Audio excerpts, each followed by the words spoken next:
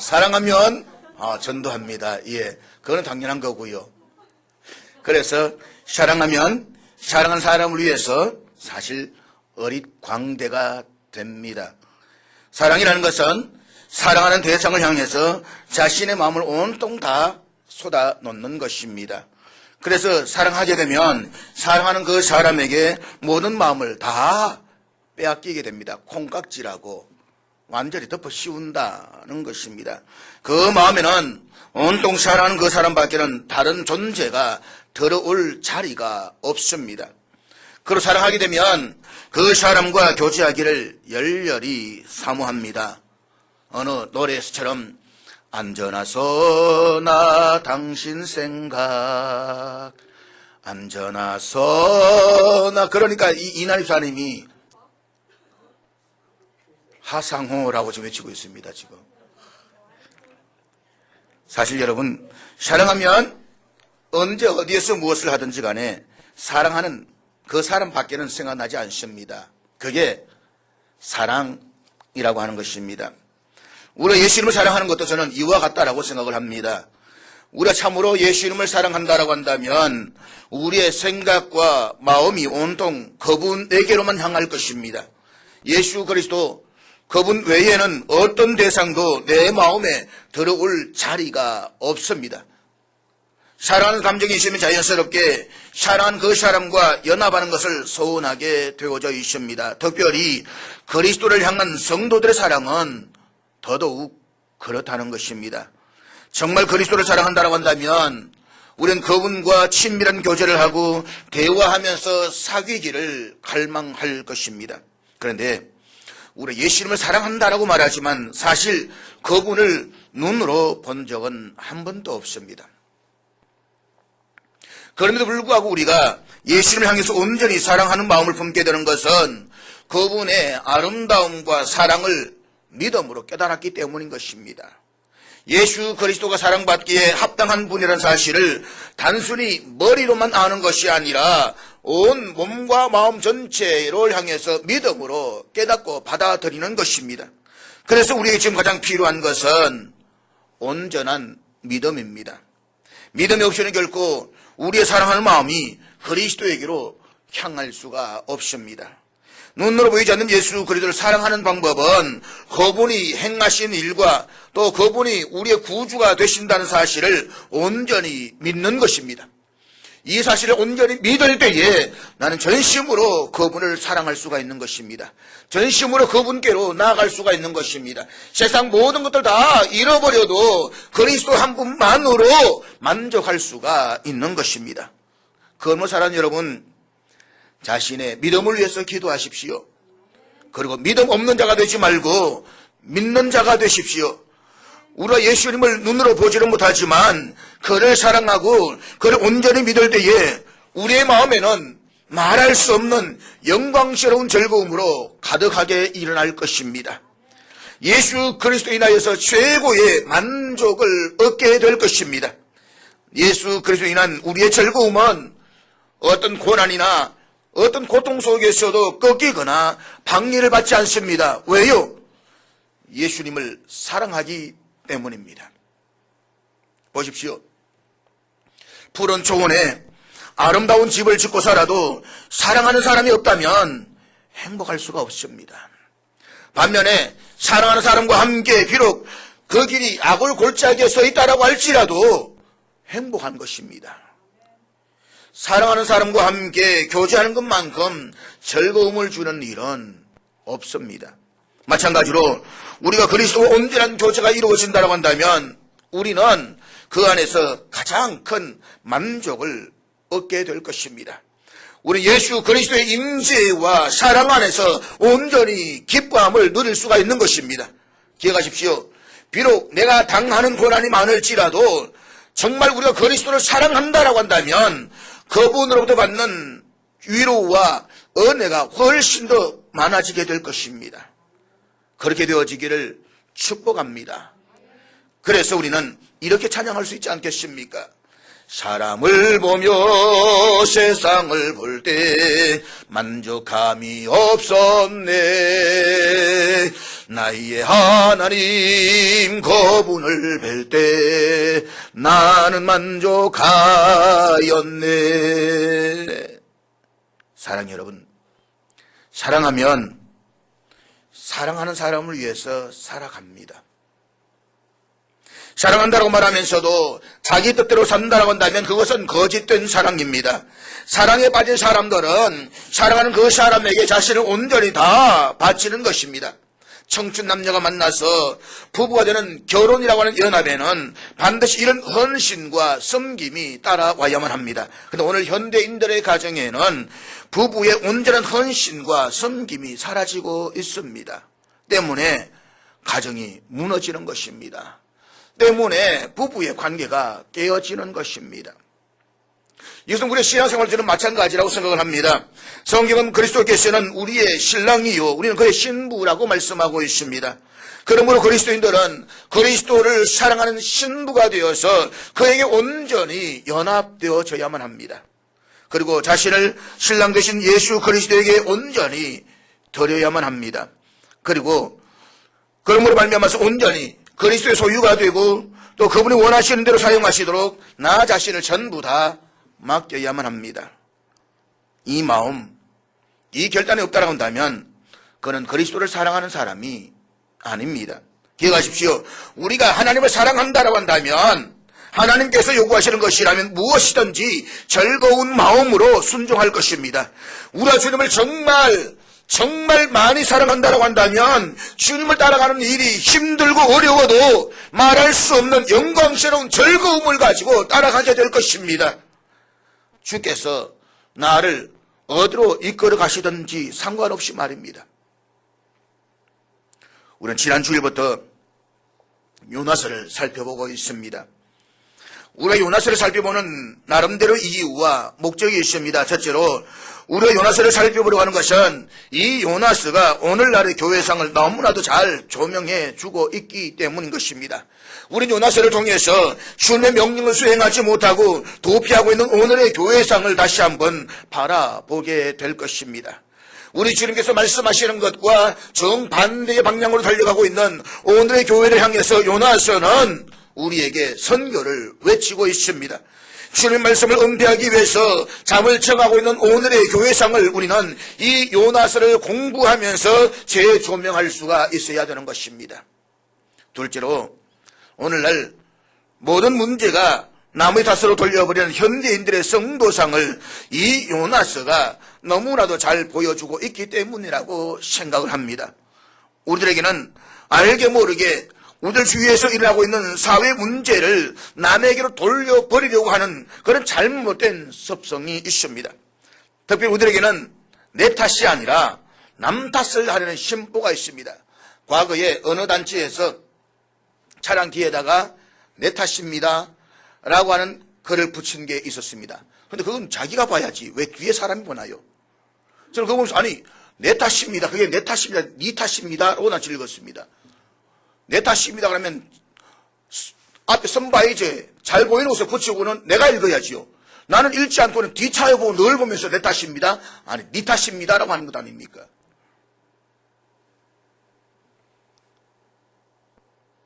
그래서 우리는 요나서를 공부하면서 문자 그대로 요 나를 발견해야만 합니다.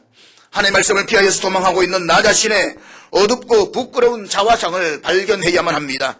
이름도 없이 삐도 없이 주만 따라가겠다라고 찬성하면서도 자신의 뜻과 맞지 않으면 거침없이 다른 길로 도망가버리는 오늘의 요 나를 발견할 수가 있어야 되는 것입니다. 내 자신의 문제, 가정의 문제, 교회의 문제, 또 우리 사회 모든 문제가 다 내 탓이라고 하는 이 책임의식을 가져야만 합니다. 사랑하는 여러분, 역사 이래로 오늘만큼 경제가 부흥한 때는 없었습니다. 전쟁으로 폐허가 되었던 이 땅이 한강의 기적을 이루면서 세계에서 10위권 안에 드는 경제 대국이 되었습니다. 그렇지만 지금 우리 경제는 그 어느 때보다도 어려운 상황에 직면해 있습니다. 그럼에도 불구하고 정치권에서는 자기 밥그릇 싸움만 하면서 경제 회복을 위한 구체적인 청사진을 제시하지 못하고 있습니다. 노사 간에는 갈등의 골만 더 깊어지고 있습니다. 그런가 하면 단군 이래로 오늘처럼 도덕적으로 문란했던 때도 저는 없었을 것이다라고 생각을 합니다. 지금 우리가 살고 있는 이 사회는 입에 담기 부끄러울 정도로 도덕적으로 타락의 길을 걸어가고 있습니다. 지금 우리 앞에 놓여져 있는 정치, 경제, 사회, 도덕적인 무너짐 앞에서 책임을 지는 지도자들이 보이지 않습니다. 쇼만 있을 뿐 진정한 헌신과 섬김을 찾아볼 수가 없습니다. 이 문제 앞에서 교회와 성도들도 결코 자유로울 수는 없는 것입니다. 우리는 오늘 사회 문제에 대해서 공범이 아니라 주범이라는 책임의식을 가져야만 합니다.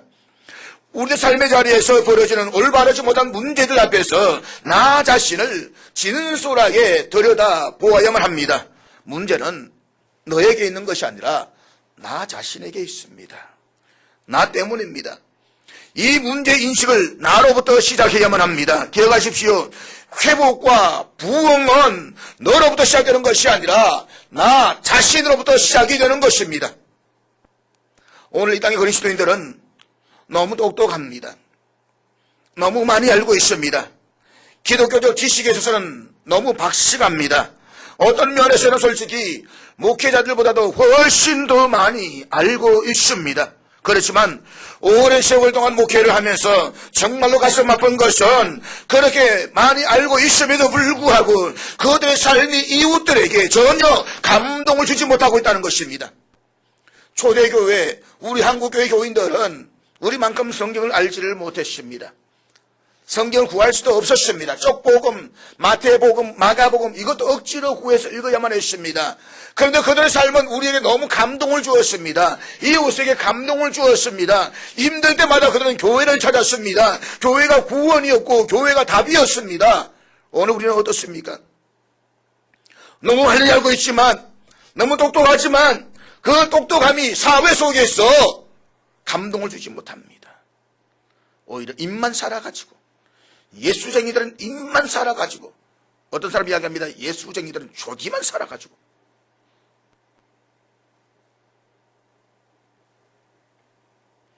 그런가 하면 자신들 내면에서도 신앙생활에 주는 감동이 없습니다. 예수를 믿는다고 말하지만 믿음에 대한 감격이 없습니다. 자신의 내면에 그리스도로 인한 감격이 없는데 어떻게 이웃에게 감동을 줄 수가 있겠습니까? 다른 사람을 탓할 이유가 없습니다. 문제는 요놈의 나 때문입니다.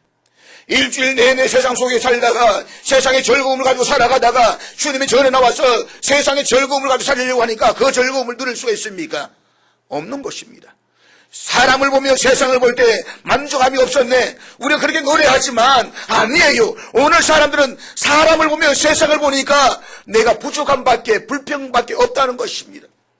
그렇게 살지 못한 나를 내가 정말로 예수님을 사랑한다고 한다면, 정말 예수님을 많이 사랑한다고 한다면 세상을 우리는 내려놓을 수 있어야 되는 것입니다. 세상의 즐거움을 포기할 수 있어야 되는 것입니다. 그의 나라와 그의 의를 구할 수가 있어야 되는 것입니다. 온전히 그리스도에게로 향하는 마음만 있어야 되는 것입니다. 내 마음에 예수님 외에 그 어떤 것도, 그 어떤 대상도 들어올 수 있는 자리가 없어야 되는 것입니다. 그것이 진정한 사랑인 것입니다. 우리는 이 사실을 요나스를 통해서 깨닫게 되기를 바랍니다. 요나스를 통해서 꾸밈없이 진솔하게 나 자신을 들여다볼 수 있기를 바랍니다. 지난주에 살펴보았듯이 하나님께서 요나에게 주신 선교적 사명은 세 가지 단어로 요약할 수가 있습니다. 일어나 가서 외치라. 일어나라. 그렇습니다. 우리는 안일한 삶의 자리에서 일어나야만 합니다. 구경꾼의 자리에서 일어나야만 합니다. 일어나지 않고서는 하나님의 선교주 사명에 순종할 수가 없습니다. 사랑하는 여러분, 이 시간 우리들에게 말씀하시는 하나님의 음성을 들으십시오. 일어나 빛을 발하라. 그렇습니다. 이러나 세상 속에서 하나님의 영광이 우리와 함께 있음을 보여주십시오. 하나님이 나와 함께하고 있다는 사실을 이웃들에게 보여주십시오.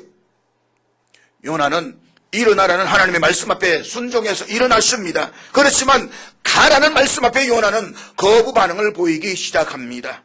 왜냐하면 하나님께서 가라고 말씀하시는 그곳은 자기가 가고 싶어 했던 그 선교지가 아니었기 때문인 것입니다.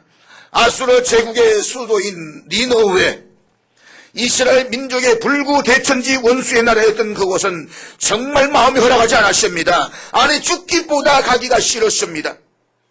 결국 하나님 말씀이 임하였지만 그는 전혀 엉뚱한 반응을 보이기 시작합니다. 오늘 본문 3절의 말씀 보게 되면 그러나 요나가 여호와의 낯을 피하려고 라고 말하면서 도망가는 요나의 모습을 보여주고 있습니다. 보십시오. 하나님께서 일어나라고 하시니까 일어났습니다.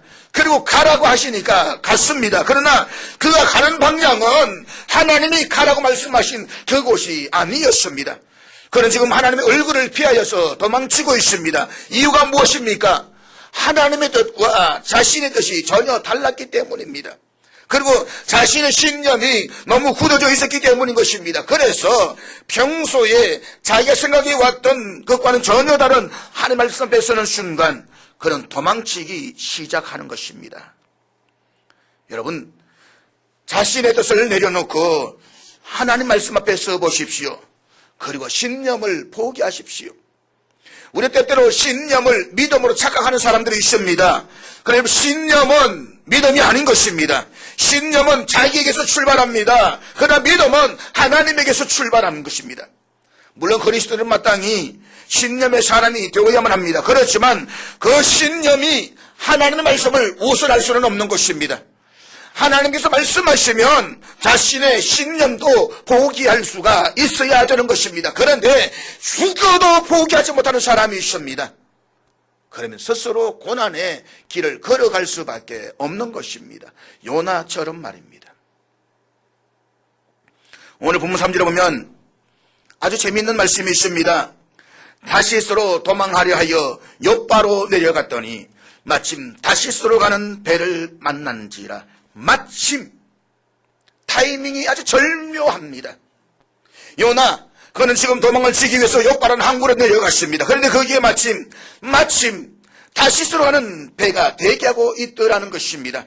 타이밍도 이런 타이밍은 없습니다. 아마 이쯤 되면 우리는 이렇게 생각할 것입니다. 야, 이것은 하나님의 섭리인가 보다. 니네베로 가라고 하는 말씀하신 하나님의 말씀은 내가 잘못 들었는가 보다. 봐라, 하나님께서 다시스로 가려고 하는 배를 준비시켜 놓았지 않는가? 자기 합리화가 이만큼 좋은 합리화는 없는 것입니다.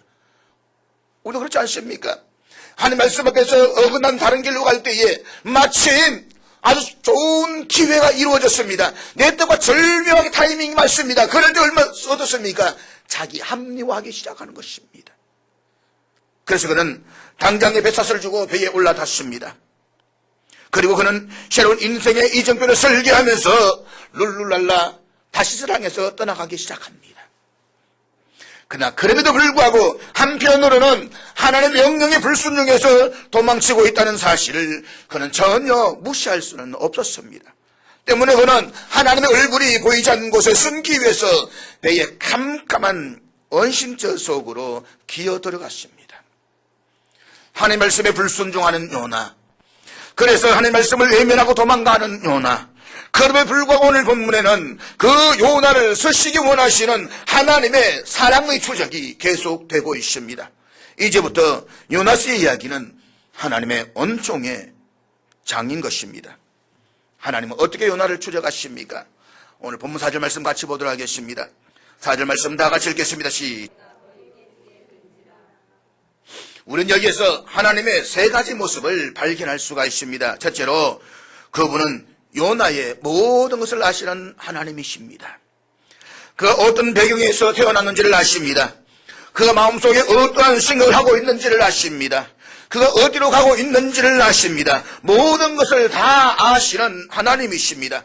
하나님께서 이 모든 것을 다 아신다는 사실이 어떤 때는 귀찮아질 때가 있습니다. 우리는 내 마음대로 살기를 원합니다. 내 계획, 내 욕구대로 인생을 설계하기를 원합니다. 그때 하나님이 나의 모든 것을 다 아신다는 사실처럼 거추장스러운 것이 없습니다. 그러나 사랑하는 여러분, 인생의 절망과 고난의 밤을 한번 만나보십시오. 고독한 밤을 만나보십시오.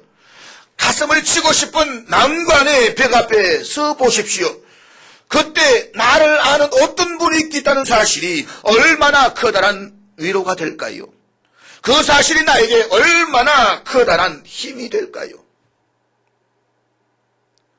둘째로 그분은 어디든지 계시는 하나님이십니다. 요나는 그가 방향을 바꾸어서 다시스로 가면 하나님의 임재를 피할 수 있을 것이란 어리석은 생각을 했습니다. 그러나 이것은 무서운 착각이었습니다. 하나님은 다시스에도 계십니다. 이 사실은 요나는 왜 몰랐을까요? 기억하십시오. 편지하신 하나님, 무소부재하신 하나님, 어디든지 계시는 하나님이십니다. 그렇습니다. 하나님은 어디에든지 다 계십니다. 배 밑창에도 계시고 땅 속에도 계시고 하늘 위에도 계시고 하나님이 계시지 않는 곳은 아무것도 없는 것입니다. 피할 수 없는 하나님이십니다. 시편 139편 8절에는 피할 수 없는 하나님에 관한 시편 기자의 아주 처절한 고백이 있습니다. 우리 한번 같이 읽도록 하겠습니다. 같이 읽습니다. 시작. 거기 계신다. 모든 곳에 계신다. 그런데 여러분, 범죄하는 사람에게 하나님이 거기에도 계신다는 사실은 정말 두려운 일입니다. 도둑이 가장 무서워하는 아이스크림이 있습니다. 누가 봐. 내가 어디에 있든지 무엇을 하든지 누군가 나를 보고 있다.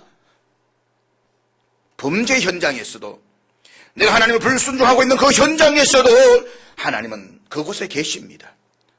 하나님이 거기에 계신다는 사실은 분명히 그에게는 두려운 일일 것입니다. 그러나 우리가 연약해질 때마다, 힘이 없어서 주저앉아질 때마다, 우리가 한없이 무력해질 때마다 하나님이 거기에도 계신다는 사실은 얼마나 나에게 커다란 축복이겠습니까? 셋째로 그분은 전능하신 하나님이십니다. 태풍을 거느리고 바다를 지배하시면서 요나를 추적하시는 하나님, 그분은 바로 자연의 주인이십니다. 그분은 모든 것을 아실 뿐만 아니라 어디든지 계십니다. 그리고 모든 것을 행하실 수 있는 전능하신 하나님이십니다. 이 전지하시며 전능하시며 편지하신 하나님이 요나를 추적하십니다. 모든 것을 끝내도 좋을 상황을 요나에게 교훈을 주시고자 계속적으로 추적하십니다. 요나가 아니어도 하나님의 방편은 얼마든지 많이 있습니다. 요나가 아니어도 니느웨에 와서 복음을 선포할 수 있는 사람은 있는 것입니다. 그럼에도 불구하고 요나를 사랑하셔서 그를 쓰시고자 찾아오시는 하나님, 얼마나 은혜인 것입니까? 그분은 태풍을 바다 위에 내리셨습니다. 그를 타고 있는 배를 향해서 하나님께서는 바다 가운데 폭풍을 몰고 찾아오십니다. 요나가 탄 배가 처음에는 아주 순조롭게 항해를 했습니다. 그는 항해의 즐거움을 만끽하면서 한간 시간을 보내고 있었을 것입니다. 그런데 하나님께서 바다의 바람을 일으키셔서 큰 폭풍이 휘몰아치게 하셨습니다. 그리고 요나가 탄 배는 거의 깨어질 지경이 되었다라고 했습니다. 큰 폭풍 앞에서 이리 밀려가고 저리 밀려가면서도 살기 위해 몸부림치는 뱃사람들을 한번 보십시오. 본문 5절의 말씀입니다. 우리 5절 말씀 다 같이 읽겠습니다. 시작. 지금 사공들은 죽을까 봐 자기들 신들을 부르면서 살려달라고 부르짖고 있습니다. 살려고 할 수 있는 것은 무슨 일든지 다 하고 있습니다. 사람들은 위기에 처하게 되면 갑자기 종교적으로 변한다라고 말합니다. 그래서 메가드 장군은 이런 유명한 이야기를 했습니다. 전쟁의 참호 속에는 무신론자가 없다. 그렇습니다. 포탄이 날아들고 있는 전쟁의 참호 속에는 무신론자가 없습니다. 본문에서 하나님과 상관없었던 이방인들도 각각 자기들의 신들을 부르면서 기도합니다. 그러나 이들의 기도는 하나님의 응답과는 관계가 없는 기도일 뿐인 것입니다. 지금도 산속에 들어가서 나무를 향해서 바위 앞에서 빌고 있는 사람들 꽤 많이 있습니다. 그러나 그 기도는 하나님과는 전혀 상관이 없는 것입니다. 종교적인 껍데기에 불과할 뿐인 것입니다. 응답이 없는 무기력한 이방인들의 기도. 그런데 요나, 그는 지금 무엇을 하고 있습니까? 배 밑층에서 깊은 잠을 자고 있습니다. 본문 6절 말씀 한번 같이 보도록 하겠습니다. 우리 6절 다 같이 읽겠습니다. 시작. 무언가 살아보려고 몸부림치면서 선장이 이리저리 뛰면서 돌아다니고 있는데 보니까 저 밑층에서 한 인간놈이 자고 있는 겁니다. 세상에. 이런 한심한 인간이 어디 있습니까? 그래서 선장이 이 요나를 향해서 야단을 칩니다. 아니, 이 판국에도 잠이 올 수 있느냐고. 정말로 이 판국에 잠이 오는가? 양심이 괴로워서 어떻게 잠이 들 수가 있다는 말입니까? 요나가 그 상황에 이르기까지 전까지는 어느 정도 자기의 양심을 무마시하고 마비시키려고 애를 썼을 것입니다. 그는 배에 처음 올라탔을 때에 가슴이 두근거렸을 것입니다. 우리가 범죄를 한 뒤에 작은 죄를 지었을 때 그렇지 않습니까? 누가 아나? 어떡할까? 하나님이 내게 벌을 내리실까? 그 마음대로 두근거림과 불안이 내 마음속에 밀려오지 않습니까?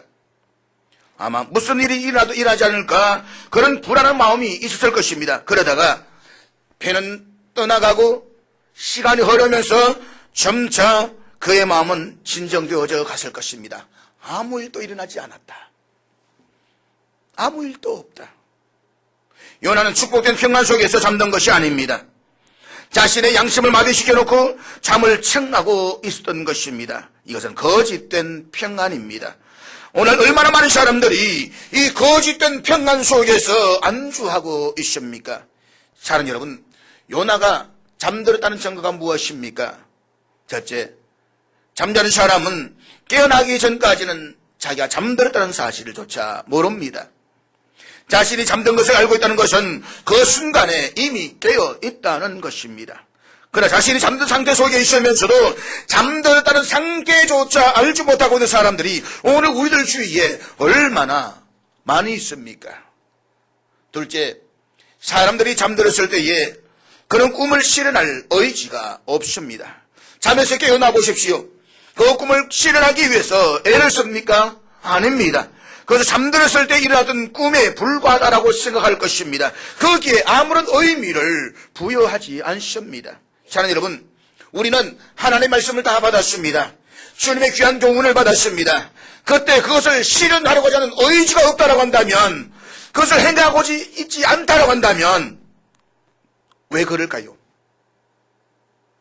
우리도 요나처럼 잠들어 있기 때문은 아닐런지요. 그리고 우리는 그 모든 말씀을 잠들었을 때 꿈 정도로 생각하고 있는 것은 아닐까요? 죄는 사람의 영혼을 아무런 감각이 없도록 만들어 갑니다.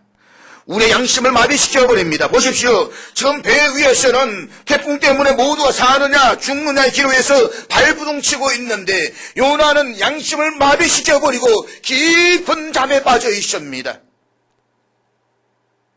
오늘 이 시간 여러분들이 영적으로 잠들어 있는지를 시험해 볼 수 있는 좋은 방법이 있습니다.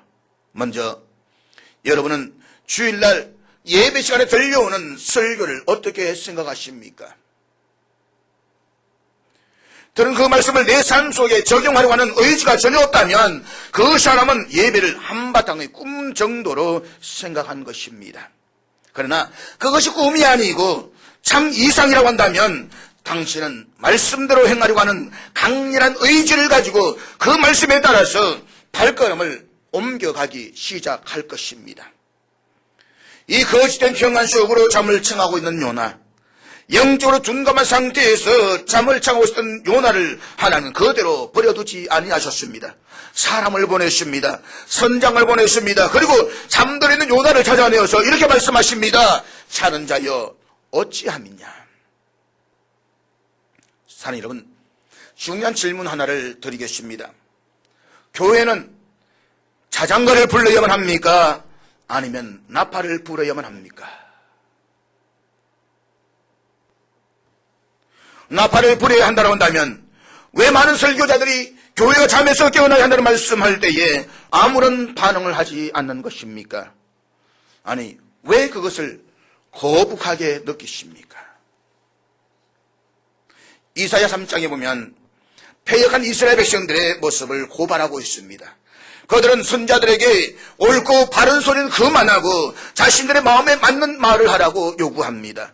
자신들에게는 속임수라도 좋으니 부드러운 말을 하라고 합니다. 아첨하는 말이라도 좋으니 자신들이 기분 상하지 않게 예언을 하라고 합니다.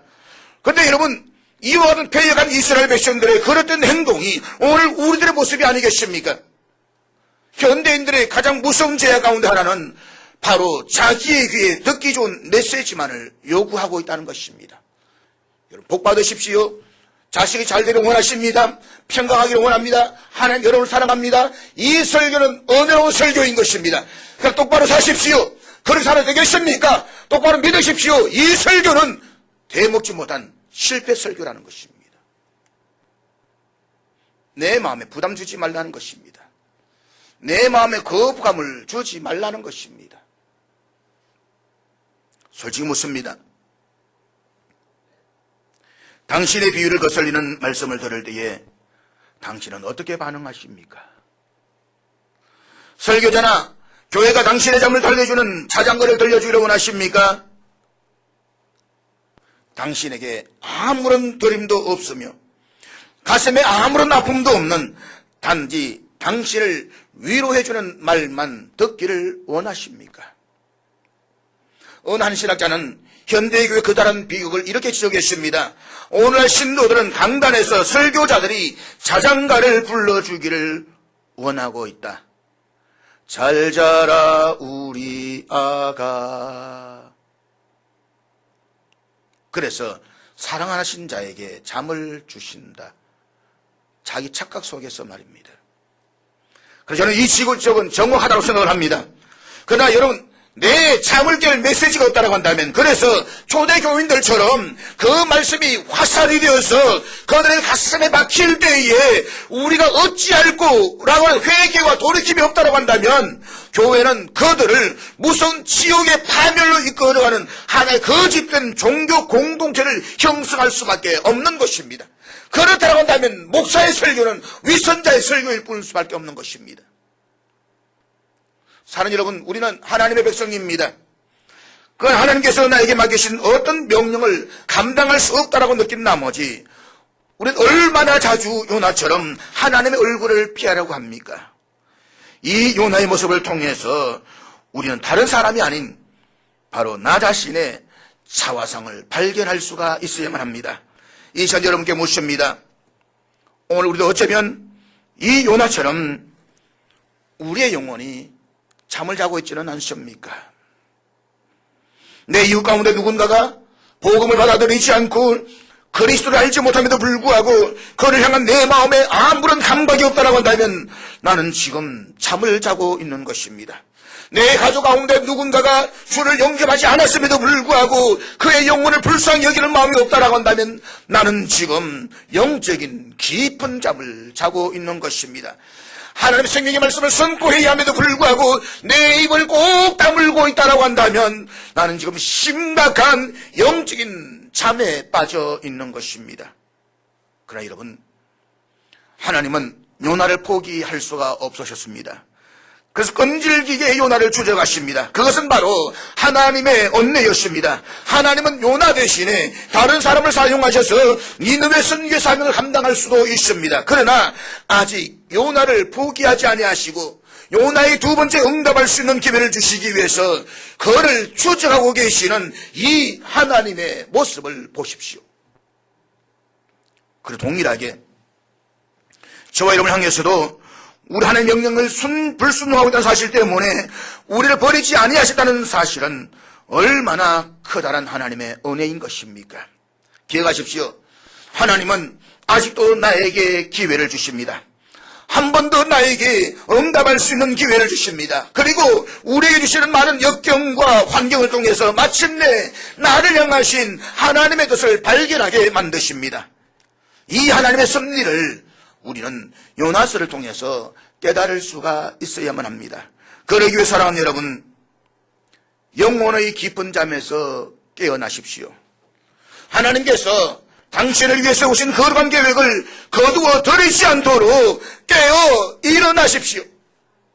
하나님께서 나에게 맡기신 그 사명에 무감각해지지 않도록 예배와 기도와 말씀 생활에 전념하십시오. 요나, 한 사람 때문에 배 타고 있던 모든 사람들이 죽을 뻔하였습니다. 이 말씀은 나 한 사람으로 말미암아서 덤으로 살아가는 사람들이 있다는 말씀인 것입니다. 다시 말해서 내가 하나님 말씀에 바로 서서 살아가면 나로 말미암아서 나의 가정이 덤으로 행복해지는 것입니다. 나의 이웃이 덤으로 행복해집니다. 나 때문에 그들은 덤으로 살아가는 것입니다. 우리 그리스도인들이 바른 삶을 살아갈 때에 이 땅은 덤으로 행복해질 수가 있는 것입니다. 로마는 0.9%의 기독교인들로 말미암아서 99.1%의 인생들이 덤으로 살았습니다. 아브라함, 그 한 사람 때문에 롯과 그의 온 가족이 구원을 받았습니다. 노아, 그 한 사람 때문에 그의 가족들이 구원을 받았습니다.